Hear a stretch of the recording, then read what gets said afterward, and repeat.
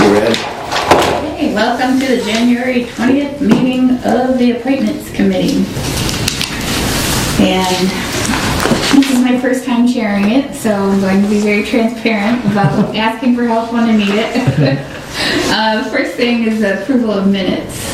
And You received them. okay. Right. And it was the last two meeting minutes, which I'm drawing a blank on the date, so probably the last meeting in December, the first meeting in January. Okay, I haven't actually seen them in my inbox yet, so Oh, no? I'm not ready to Okay. So we can vote on receiving them. Okay. Or approving them. But I can abstain from that if you're both able to. I'm fine. So I'm fine with it. So okay, I'll make a motion. Next time I'll write down which ones I send you back. Okay. Maybe, I mean, you want to know, I can find out. But I'll make a motion to accept the minutes of the last two meetings that were submitted. Okay. If I abstain, second can I second, or would I have to? Well, yes, no, you should, yeah. Which one? Well, Abstain. the motion was to accept, Yeah. then you shouldn't second. I'll second, and then you'll Abstain. call for the vote. Okay. I will call for the vote. Yes, Yes, so 2-0. and then you abstain. Okay. You have to voice that you abstain, and I abstain. you move on. There you go.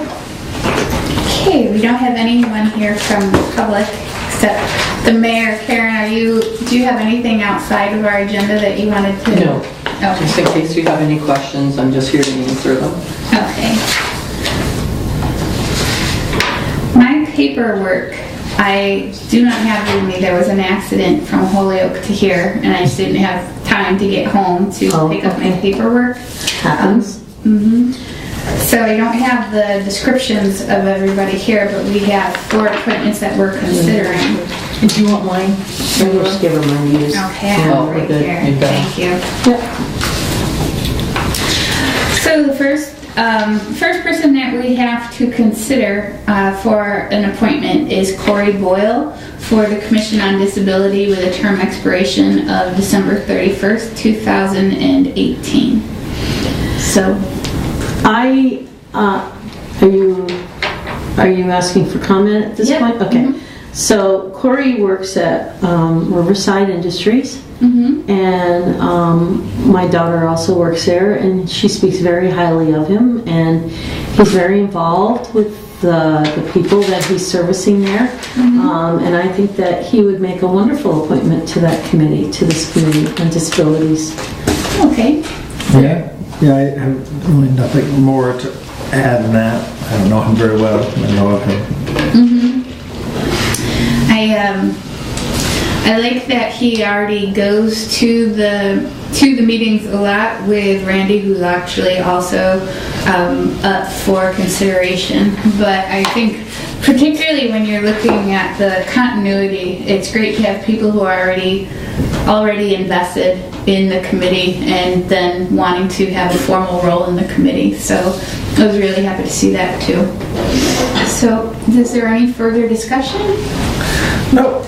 Nothing for me. So, Okay. Make a motion then to accept Corey Boyle to the Commission on Disability. Or should we do both the Commission on Disability then together? Or do you want to do this separately?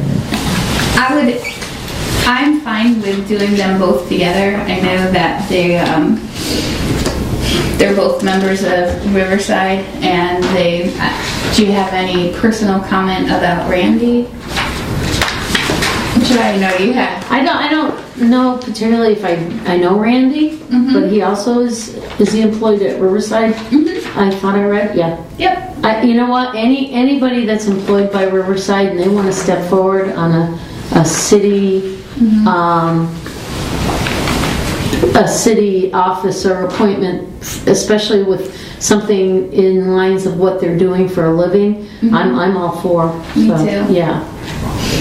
Okay. Okay, so I'll make that motion then for both Corey Boyle and Randy Buchanan for Commission on Disability expiration 12/31/18. I second that. Okay. So you say all those in favor? Aye. Well, you say Yeah, it. so say. All those in favor? Aye. Okay. Against? And no Abstain? abstentions? Okay. Motion moved. Motion moved. Passed. Thank you. That's okay. Okay, and the third one is Scott Kavanaugh for the CPA committee. Actually, Karen, since you're here, I know that has in parentheses mayoral appointment. Yep. And I'm not.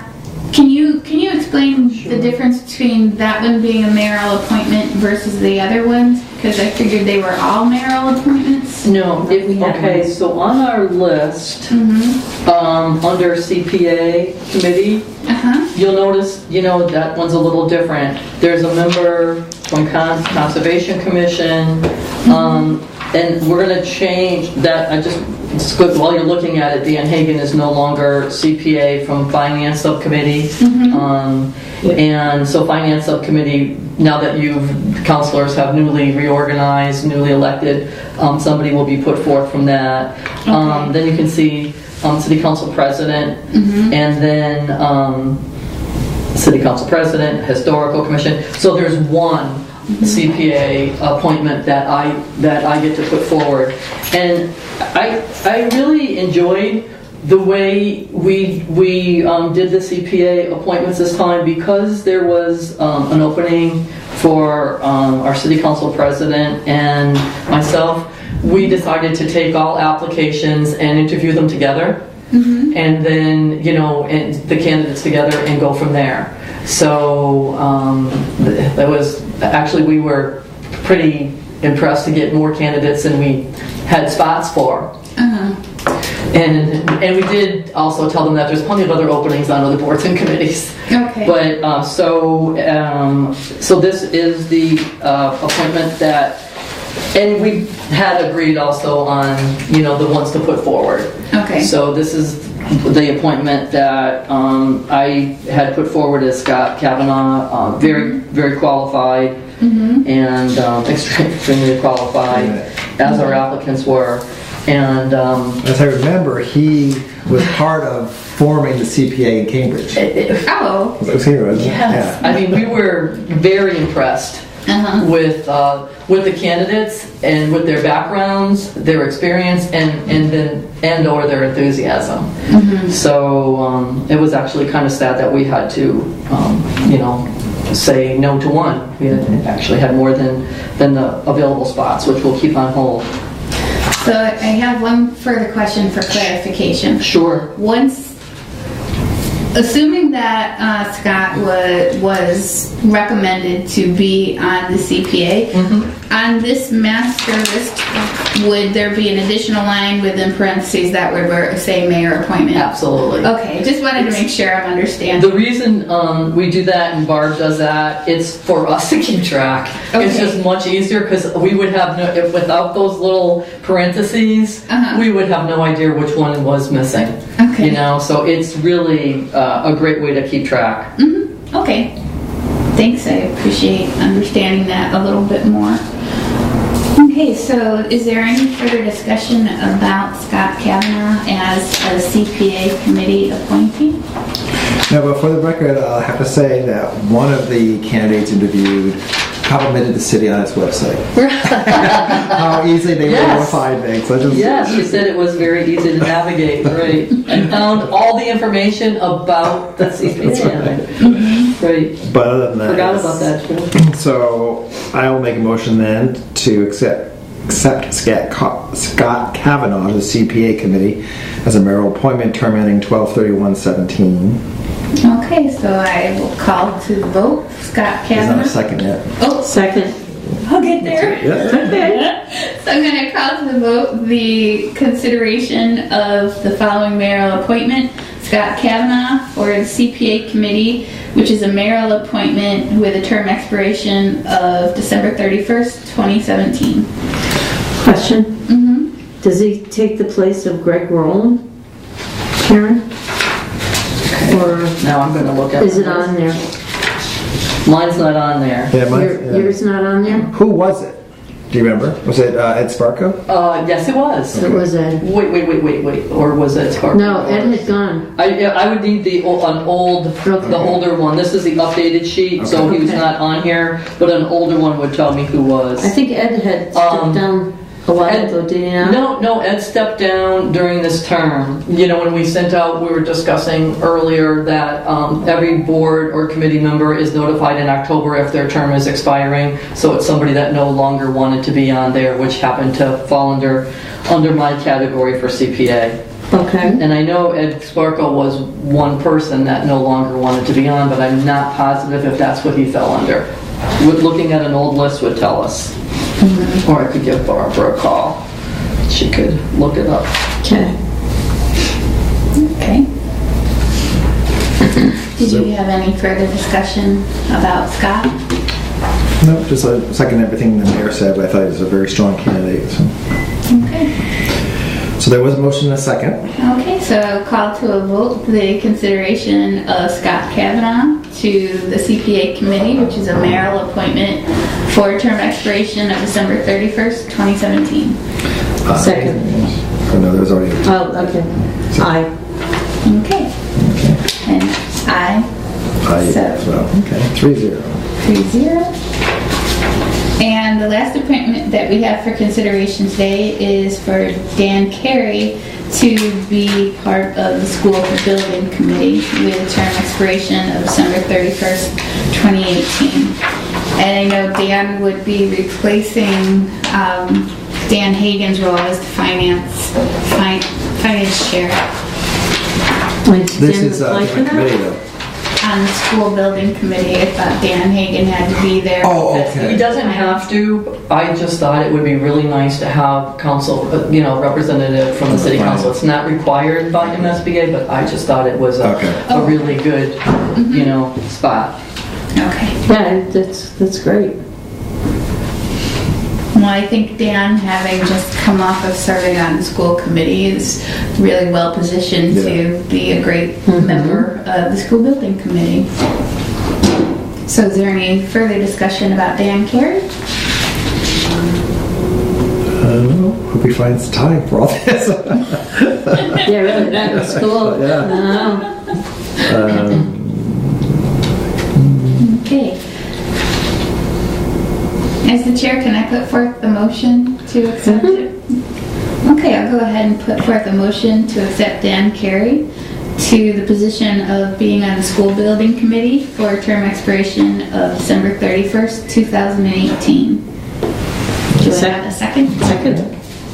Okay, all in favor? Aye. Any abstentions? Any noes or abstentions? No.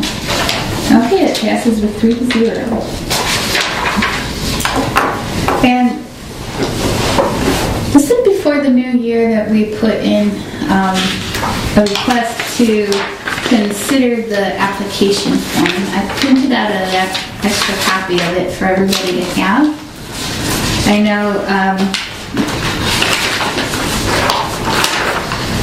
this is available as a link on the webpage. If someone was to come into the City Hall, is this available in Barb's? I've never really noticed where the sheets are available. They're forms. They could ask one of the offices. Like I have just a form drawer, and they're there. But as you just noted, they're on the website also. Okay. So we keep forms just a bit. I just have a form drawer, and somebody wanted them, they'll pop in and ask. Okay. One of the things that I would really love to have more detail about, and that I think would be a great thing to consider on our application form, is first how someone heard about the position, so that we're utilizing every resource we can to advertise for the boards and committees. But I also wanted to open up a discussion about whether or not we should be collecting any demographic data on candidates.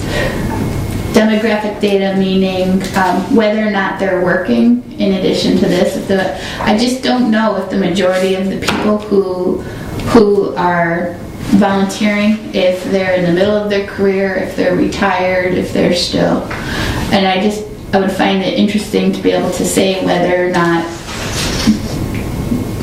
at what stage people are more likely to want to be part of it. I would probably put optional after those questions if you ask if people are working or not. Yeah, because And how old I they think it'd are be or kind of whatever. cumbersome as to who's going to collect that data, That's a good point. sort it out, Yeah. and Who's looking at the data? look at it, and and what information you're going to glean from it. I mean, or we could do it for a period of time. The committee could always look at it. Say, last 6 months, it looks like most of these people are, whatever.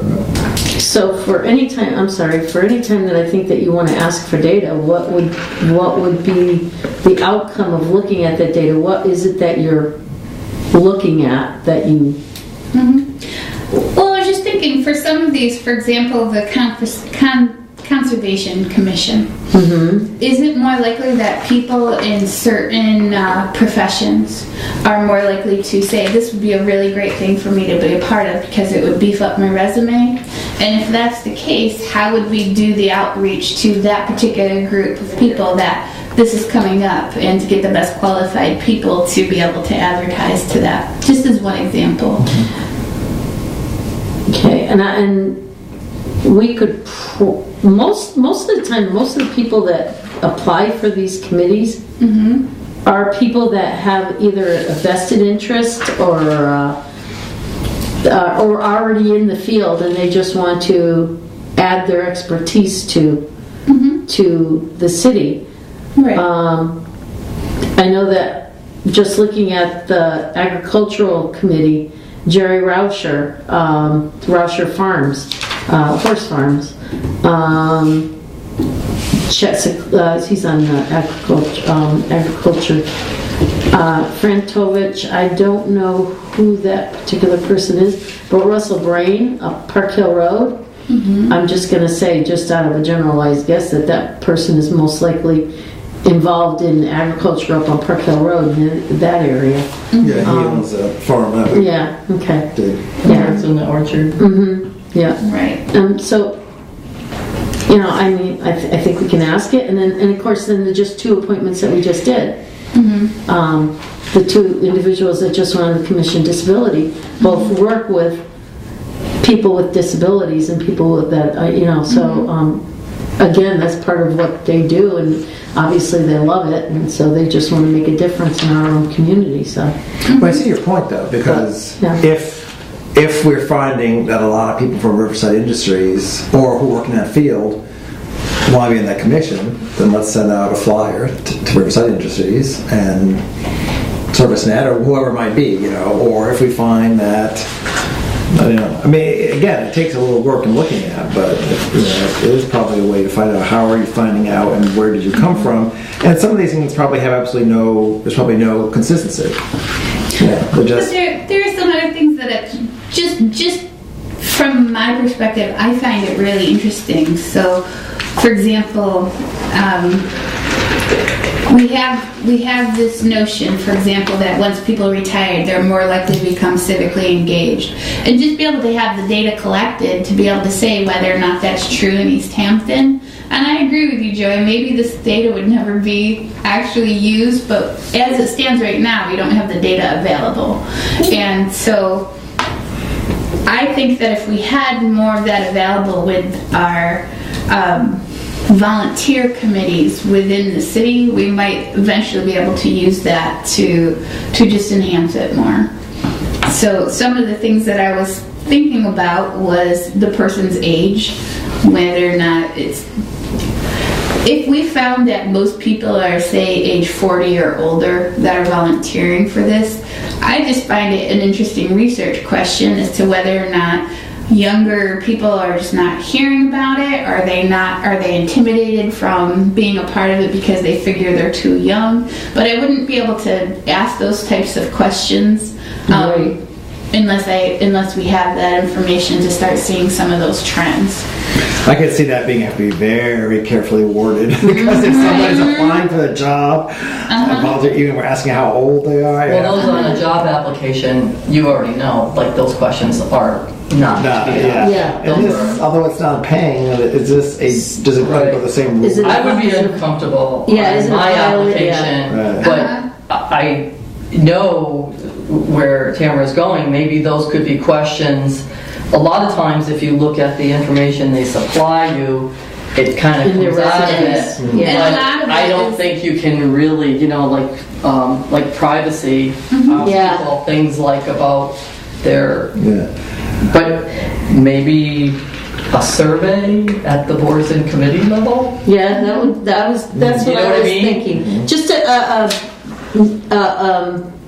volunteer survey to each board and committee, so No- kind of saying, No name. no name, just Right. saying You know? what brought this committee or whatever to your attention. But it says What on- was, generalized, that might be a way to glean some really good information and some data. Right, if it's, because the application itself says, please attach a letter stating your reason and or qualifications for seeking an appointment. So, do you have a reason, or how are you qualified? I think anything else, we'd have to really be. But I think some of it is also data that you could find out. And I guess that's also the question, would that be, for example, is a homeowner more or less likely to be on a board or committee than a renter? There's an assumption that homeowners are going to feel more vested in the community, but I don't know that that's true for Easthampton. We have a lot of renters who are actually really vested within the community, civic engagement. So from that perspective, I was thinking about that. I was thinking about whether or not people were registered voters and volunteering at the city. Like, do those two things go hand in hand? Or do we have a lot of volunteers that actually are not registered voters? And I think a lot of this could be, if you look at that green booklet of the list of residents that actually is available to us, and The city streets. That's from the census. So my next question would be, would that be considered invasive if we took the information that we had here and then linked it with the other information we had to come up with those types of demographic comparisons?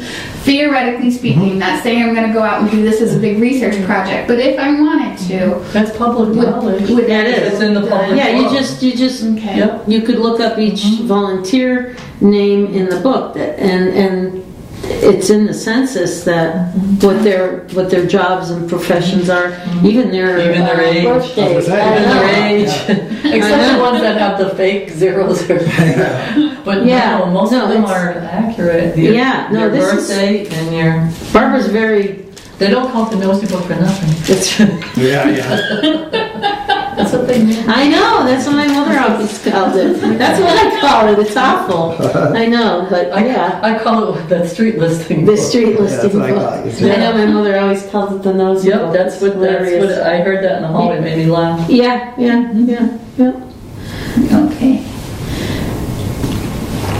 So I would be knowing that I would like the opportunity to maybe look to see what I could link there, and just because I'm just curious about it, it's just a nerdy profession thing for me. I just would really like to do it. I know it's a lot more interesting to me than. She likes to collect data. Yeah. But The other thing too, I guess I think I like the idea of maybe surveys to pre-existing boards and committees, asking them, even where do you think we would find more people who might like that? They might have something we never thought of. But, I don't want to put anything on the application that will make someone say, that's too much. I Right. would appreciate that too. Right. Yeah. I mean, yeah, you're right. Some people are like, yeah. They'll Why say, do you ask me "How many all these pages is this?" questions? Okay, I can do one. Okay, so But yeah, I think those are great, interesting thoughts. But I like your idea of linking. Oh God, I don't know how we're going to link that. I don't think we have the computer data system like you might have at Westfield.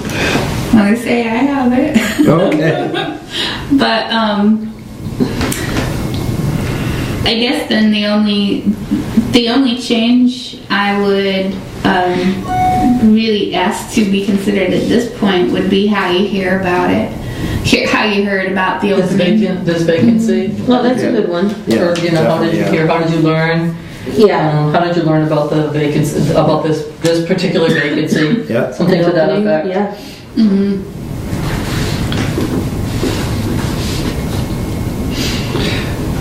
I don't know if this is sort of related. We're talking about, as for these boards and committees, a little bit idea of their mission statement or what they do. That might be a letter we could send out to department heads and then just let them know what we're doing. And in order to increase, possible volunteer opportunities, would you mind, putting together a paragraph, short, maybe we can even say how many words, on what your mission is. And since they do it, I think they're better to put it together than us, but we can obviously accumulate it. The department heads or the chair? Chair of the committee. Okay. We did send that out. Oh yeah? Yeah. I think there might be probably half that have something on there, but we could always check to see which But we did send out to all the boards and committees. It'd be extremely helpful, if, so that we could, compile that and get it on the website where, under that board or committee, so people might have a little knowledge of, what could be as simple as their mission statement or just a.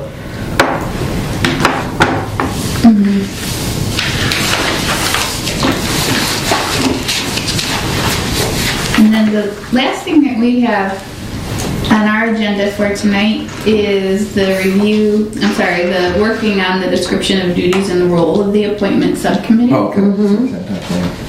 And I don't know if we have anything already informally in writing. Think so? I don't think so. I really don't. I've been here since the beginning, so I don't think that we ever really formally put together a. Maybe what we could do for the next meeting, all three of us, or at least Joy and I, let's write what we think we do. We can compare and say, I forgot that part, or that's good too, or whatever. We can come up with a. Yeah, we can each write something up and then send it to each other and compare it and then meld the two. Send them to you and you can meld the two of them together. Oh, I'd be happy to do that. Okay. We could do that, yeah. All right. Okay. Homework. Yeah. So, for the full committee meeting today, when I would just like to say that we're going to be coming up with a description of the duties and roles by your next meeting. Does any official action need to be taken on that? Do I even need to give that level of detail, or that we're continuing to work on it? Yeah, you continue to work on it. Yeah. Okay. Don't put a timetable on it because you don't want to pigeonhole yourself in. It may. Okay. It may take a meeting or two for all of us to put it together. It may not. Right. So it's always kind of good to leave it. I mean, it's nothing pressing. It's not anything that needs to be done yesterday. It's going forward. It's really great. I mean, so I won't have to ask for an extension on it or anything. No, the only time you have to ask for an extension is something's on your agenda, and it's coming up as past due, which is very. The only thing we have on your appointments agenda is you see that there's block letters, bold letters on your agenda. Yeah. It says 4, 5, 16. For tonight's agenda. Oh, for tonight's, yeah. For tonight's agenda, it'll say appointment, mayoral appointments for 1/16/16, which is when it was received. And then in parentheses, there's another date. So that's the date that would need extensions. Okay. And normally in appointments, because we have to move on them rather quickly because of the charter and the rules that are attached to the appointments, very rarely will you ever find yourself going over that date or asking for an extension. I've never in appointments have had to ask for an extension. Okay. Not like rules or government relations or typically you would find that in finance or ordinance. Things that take a long time, need public hearings, need to be really vetted out. I should run up so we Motion to close the meeting? Move that we close the meeting. Okay, I'll call the vote. All in favor? Aye. No extension? No, so let's go. Okay.